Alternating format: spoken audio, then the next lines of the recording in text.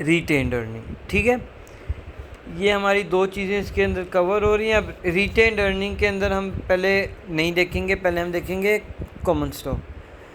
अब common stock जो है उसके अंदर हम देखेंगे paid in capital. Paid in, इसका मतलब है कि हमने पे किए हैं या इन्वेस्ट किए हैं, या फिर कोई हमारा कॉमन स्टॉक है, हमने किसी चीज़ पे खर्चे हैं जिसके इवज़ हमें कुछ मिल रहा है। जैसे आपने खर्चा है, इन्वेस्ट किया है पैसा यूनिवर्सिटी में और उसके बदले आपको मिलेगी degree, so it's your equity common stock.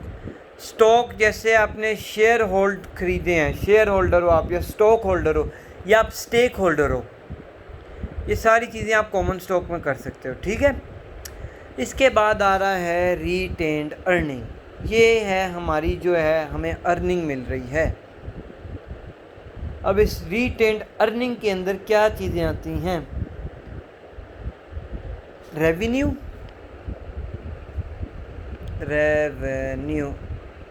Revenue के बाद है एक्सपेंस। ओके हो गया। अब ये जो है एक्सपेंस, ये तो आपको पता है कि हमारे खर्चे हैं, जो हमने खर्चे हैं किसी भी चीज़ पर। जैसे कोई हमने यूटिलिटी का बिल पे किया है, एडवर्टीज़मेंट का बिल पे किया है, सैलरी दिया अपने एम्प्लॉयज़ को। ठीक है, रेवेन्यू होगा हमारा बिजनेस की जो रिटेन्ड अर्निंग है,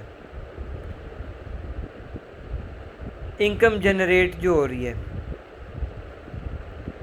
इनकम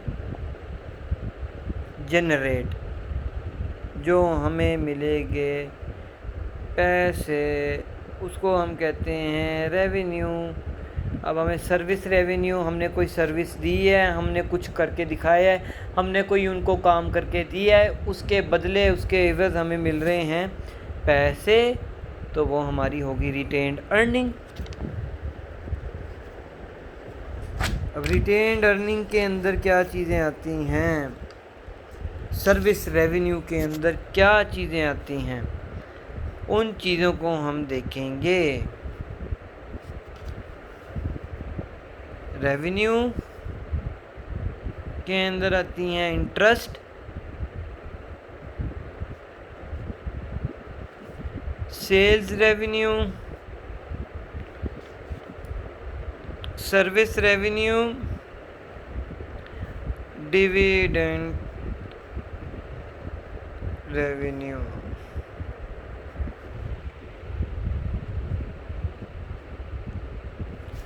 और एक्सपेंसेस में आता है यूटिलिटी बिल, यूटिलिटी रेंट्स, और उसके बाद आती हैं आपकी सैलरी।